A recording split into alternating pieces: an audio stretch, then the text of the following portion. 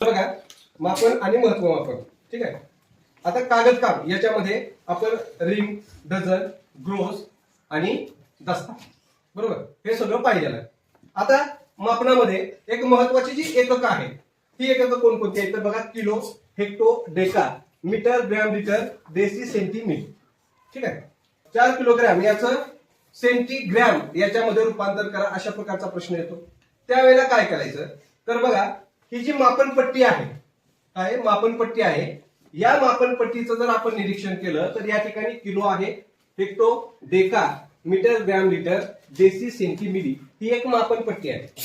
आणि या मापनपट्टीमध्ये ज्या ज्या वेळेला आपल्याला अशा प्रकारची उदाहरणं येतील, समजा या ठिकाणी 4 किलोग्रॅम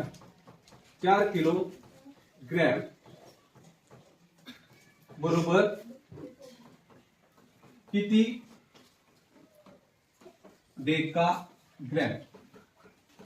डेकाग्रॅम, अशा प्रकारचे प्रश्न आपल्याला येतील किंवा आपल्याला या मापनाचं रूपांतर करायचं असेल त्यावेळेला हे प्रश्न कशा प्रकारे सोडवायचे तर बघा, किलो, हेक्टर, डेका इथून जी पट्टी सुरू होते ते मिली पर्यंत जाते. मग ज्या ज्या वेळेला अशा प्रकारे असेल, आता या ठिकाणी आपण किलो मध्ये 4 सांगितलेला, ठीक आहे, आणि आपल्याला काय काढायचं आहे, डेका काढायचं. मग डेका कुठे इथं आहे.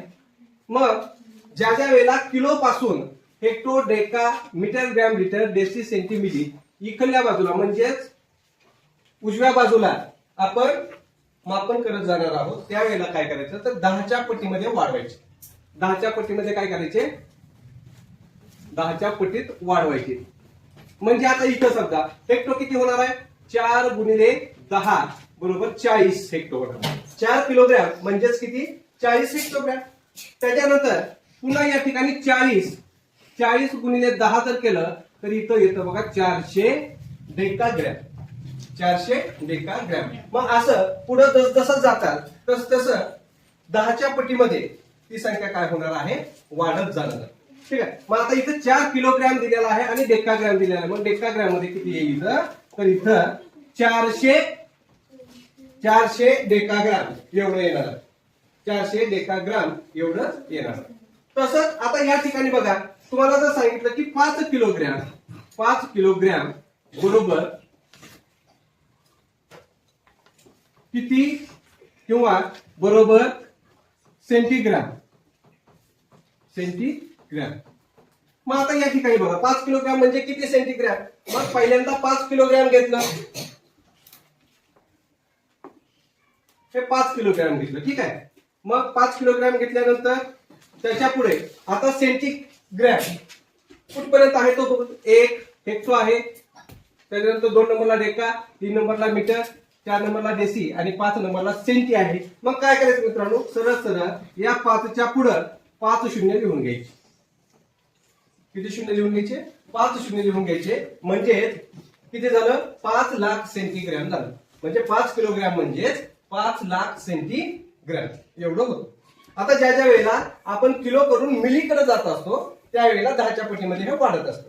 परंतु ज्या वेळेला आपण उलट येऊ म्हणजेच मिलीग्रॅम, सेंटीग्रॅम, डेसीग्रॅम, ग्रॅम, डेकाग्रॅम, हेक्टोग्रॅम आणि किलोग्रॅम, त्यावेळेला काय होतं तर 10च्या पटीनं कमी होतं. बघा काय होतं, 10च्या पटीनं. म्हणजेच या ठिकाणी बघा, डावीकडे जात असताना 10च्या पटीत कमी होतं.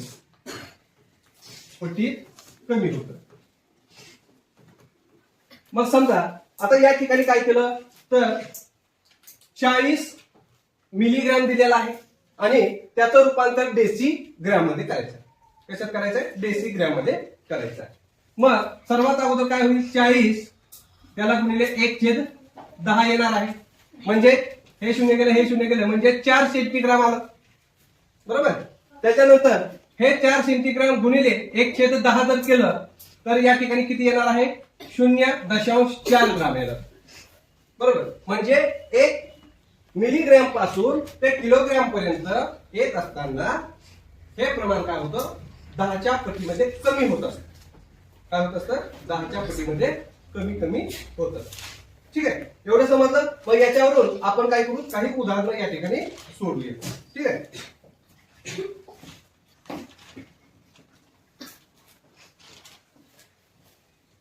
लय फुगलेला आहे त्याला.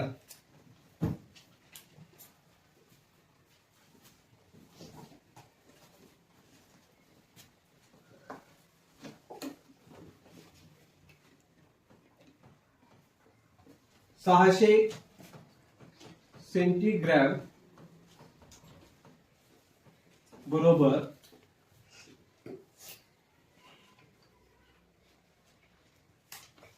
डेकाग्राम.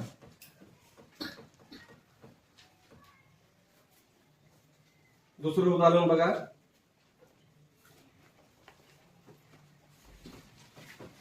4 किलोग्रॅम बरोबर डेसीग्राम. तिसरं उदाहरण आहे 7 हेक्टोग्रॅम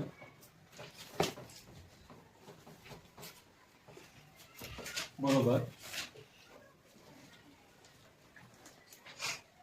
किलोग्रॅम. That just kilogram.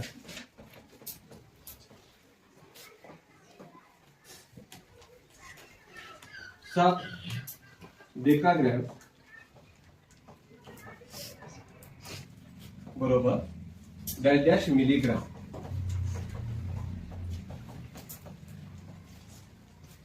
आता उदाहरण पाहू.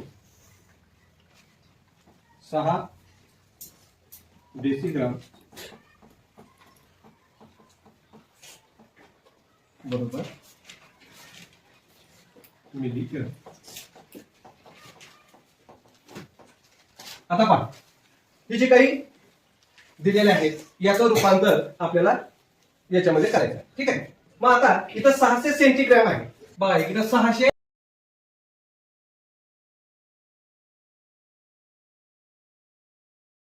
रूपांतर करायचं. 600 सेंटीग्रॅमचं डेकाग्रॅम मध्ये रूपांतर करायचं. मग काय करायचं, इथं 600 आहे, मग डेसी मध्ये आल्यानंतर 600 गुणिले 1/10 होणार आहे.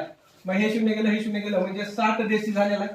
पुन्हा 60 या ठिकाणी ग्रॅम मध्ये आलं, त्याला 1/10 केलं, हे शून्य गेलं, हे शून्य गेलं, म्हणजे 6 ग्रॅम आलं. पुन्हा 6 ग्रॅमला गुणिले 1/10 केलं, मग या ठिकाणी 0.6 एवढी याची किंमत येणार आहे. म्हणून या ठिकाणी 0.6 डेकाग्रॅम. बघा 600 सेंटीग्रॅम बरोबर 0.6 डेकाग्रॅम हे याचं प्रमाण आहे. ठीक आहे, समजलं. आता त्याच्यानंतर पुढचं बघू. आता दुसरं बघूया.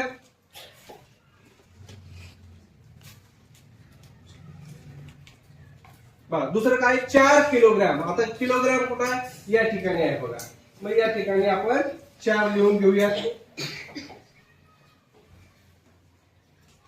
4 किलोग्रॅम आणि याचं रूपांतर करायचं आहे डेसीग्रॅम मध्ये. मग डेसीग्रॅम इथं आहे, इथं आहे. ठीक आहे. मग आता बघा 4 किलोग्रॅम हेक्टोग्रॅम मध्ये 4 ला गुणिले 10 करायचं, म्हणजे 40 हेक्टोग्रॅम झालं.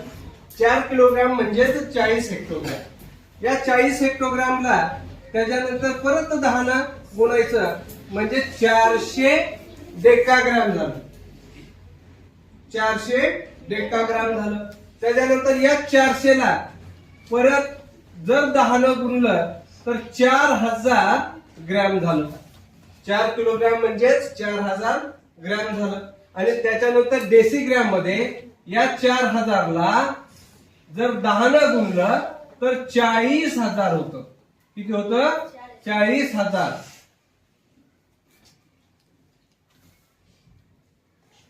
तर होतं 40,000 डेसीग्रॅम. मग या ठिकाणी 4 किलोग्रॅम बरोबर काय येणार आहे, 40,000 डेसीग्रॅम एवढं येणार. ठीक आहे. त्याच्यानंतर 7 हेक्टोग्रॅम याचं रूपांतर तुम्हाला किलोग्रॅम मध्ये करायचं.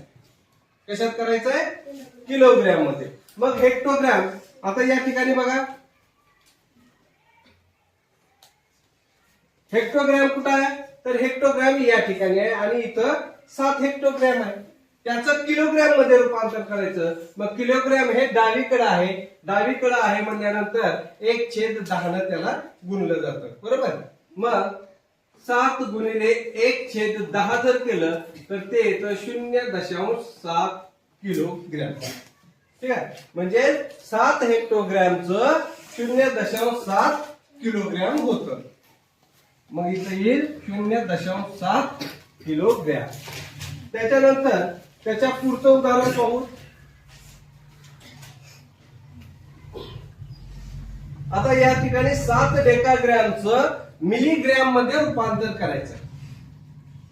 मग डेकाग्रॅम का या ठिकाणी आहे बघा, डेकाग्राम या ठिकाणी आहे आणि या ठिकाणी इथं 7 लिहिलं. आता उजवीकडे जसं जाणार तसं गुणिले 10 होणार, बरोबर. मग आता मीटर मध्ये आल्यानंतर 7 गुणिले 10 झालं म्हणजे 70 झालं, म्हणजे 7 डेकाग्राम म्हणजे 70 ग्रॅम झालं. त्याच्यानंतर डेसिग्रॅम मध्ये 70 गुणिले 10 केलं म्हणजे 700 डेसिग्रॅम झालं. आणि आपल्याला पाहिजे मिलीग्रॅम, मग पुन्हा सेंटीग्रॅम मध्ये 700 गुणिले 10 जर केलं तर 7000 सेंटीग्रॅम झालं. आणि या 7000 सेंटीग्रॅमला जर 10 ने गुणलं तर 70000 मिलीग्राम हे या ठिकाणी आपल्याला मिळतं. म्हणजे 7 डेकाग्रॅम म्हणजेच 70000 मिलीग्रॅम होतो बघा. 7 डेकाग्रॅमचं रूपांतर 70000 मिलीग्रॅम मध्ये होतं. ठीक आहे. आणि आता शेवटचं एक उदाहरण पाहूयात. काय, 6 डेसिग्रॅम बरोबर डॅश डॅश मिलीग्राम.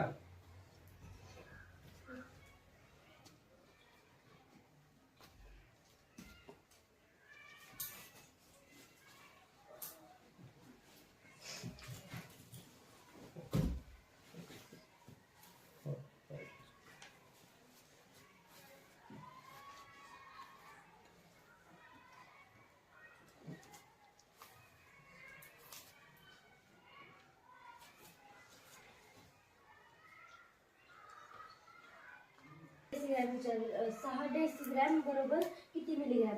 मग 6 गुणिले 10 केलं 7 सेंटीग्रॅम आलं. मग 60 गुणिले